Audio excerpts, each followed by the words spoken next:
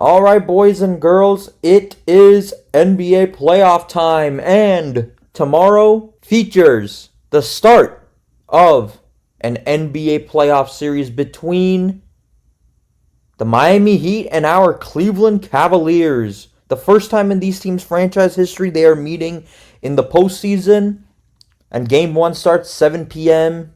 Eastern Time on TNT. The Cavs, they won 2 of the 3 regular season meetings. The Heat, they're the first ever 10 seed to make the playoffs. They're coming off a very hard-fought victory in overtime against the Atlanta Hawks. You know, Trae Young, he had it going early, but Miami, they fought back, man. That just shows the resilience of this team. Like, everybody talks about playoff Jimmy and all. Like, I know that playoff Jimmy is a different animal, but let's not forget about playoff Miami. I mean, let's not separate the two. I mean, playoff Jimmy obviously is in Golden State now, but those 2 victories that they've had over the last couple games, like, I think that also shows that they're also playoff hungry and they just know what it takes. I mean, they got a very experienced coach in Eric Spoelstra, obviously, and they're just a well-run organization from top to bottom. So, you know, I respect the heck out of Coach Spoelstra, obviously. Miami's going to be not an easy matchup, to be honest with you. I don't want to call it concerning. I feel good about our chances regardless, but, you know, that's a matchup that I'm excited to see because I really want to see this team, you know, battle-tested early, and I think Miami's a formidable opponent, of course. But, man, it's going to be an exciting series, and I can't wait to get into it. But let's look at our Cavs first. So, we're the best team in the East.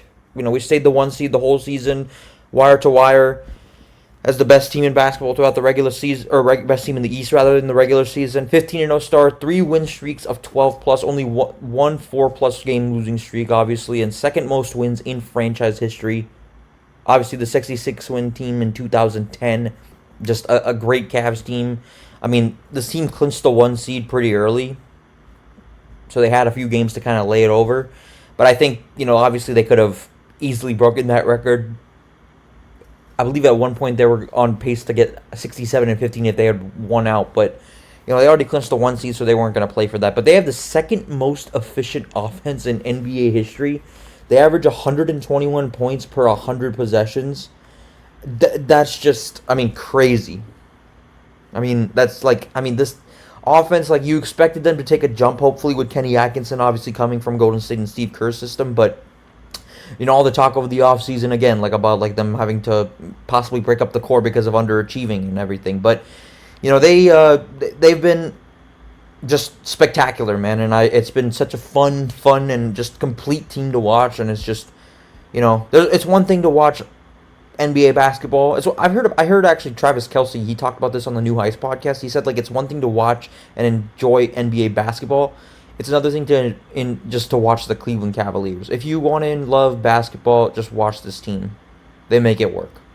But that's just, you know, icing on the cake as far as this Cavs season. I mean, they've been spectacular, and it's just been a treat to watch. But now let's look at our opponent. They won 2 straight play-in road games. They're gritty, much like their finals 2023 squad.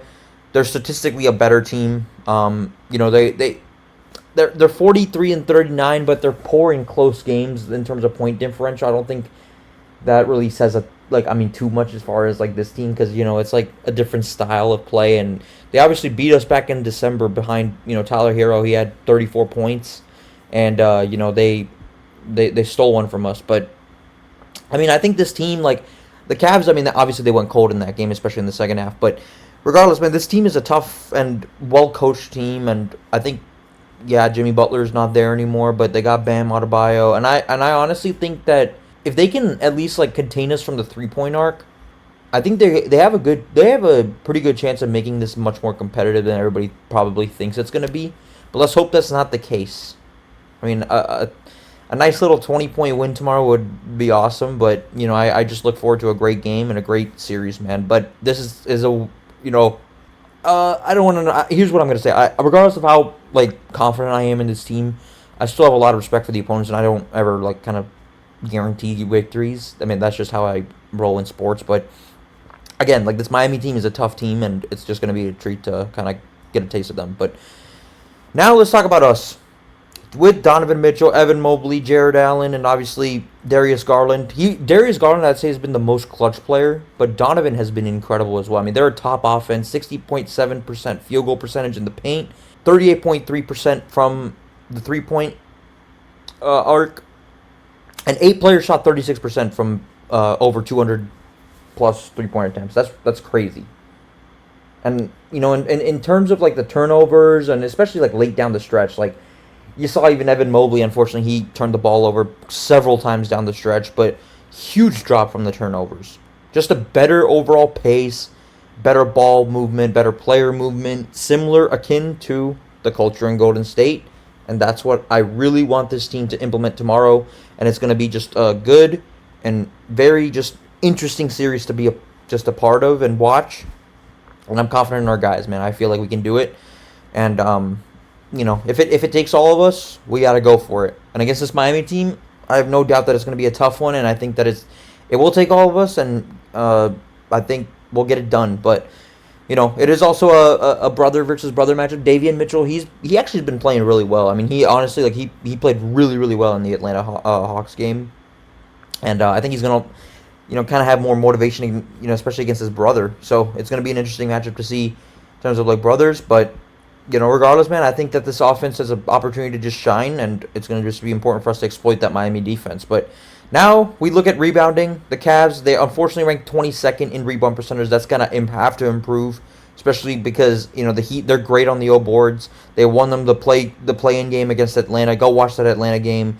And if you look at the December game, I remember watching that. That was just a putrid offensive rebounding showing. I mean, every time Miami shot and missed a shot, they would always get a second chance, it felt like. And vice versa. When we used to shoot and brick, they would just get the rebound. It's just like, man, the O boards are really going to have to be something that we take advantage of against this team. But, secondary scores, Heat are not going to just rely on Tyler Herro. It's going to take all, obviously Bam, he's got a great mid-range game. Khalil Spacing, obviously a great rookie player.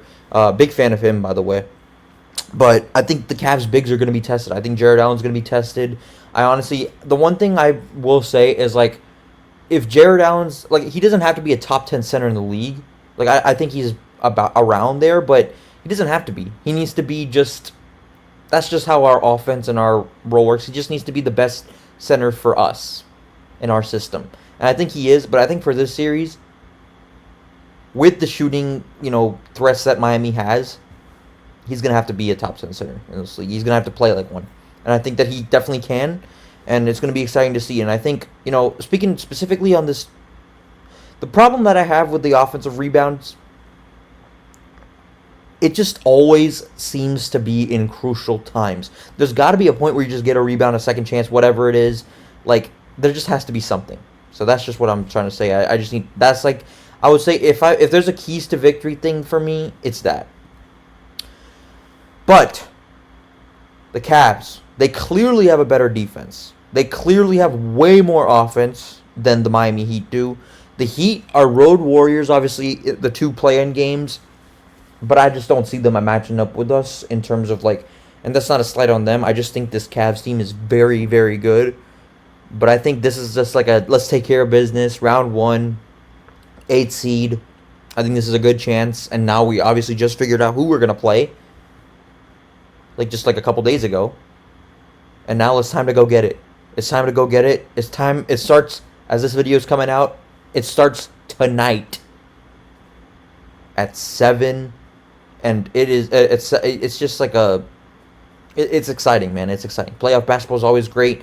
And the fact in Cleveland, it just makes it so much better. We're going to need that crowd to show up. It's just going to be important for all of us. Just get behind this team. The home energy, they're going to feed off that. And just we're going to feed off their play. So it's going to be just a match made in heaven between Cavs fans and this team in the playoffs. And I'm excited, man. It's going to be a long season, I'm hoping, because I really want this Cavs team to go all the way. And, I think that'd just be a blessing for sports, especially for me in 2025. Obviously, a Buckeyes natty and a Cavs title in the same year, that would just be incredible. But honestly, the one thing I'll say, I believe in this crowd because it's not just a bunch of rich celebrities. And no knock to the Lakers, but, like, their crowd, the diehard Laker fans are awesome. But, like, the crowd today was just invested with, like, just rich celebrities, and that's just not something I want for this Cavs team. And I think, like, the fact that this crowd is just so amped up and ready for this postseason. I mean, even, like, you hear the buzz even before, like 5 games before the regular season ends. It's like, man, I'm just ready for the playoff basketball. It's here, and it's time to go take it, man. You guys have a great one. Let's go Cavs, and let's freaking let them know. Let Miami know. Let's beat the Heat. Go Cavs.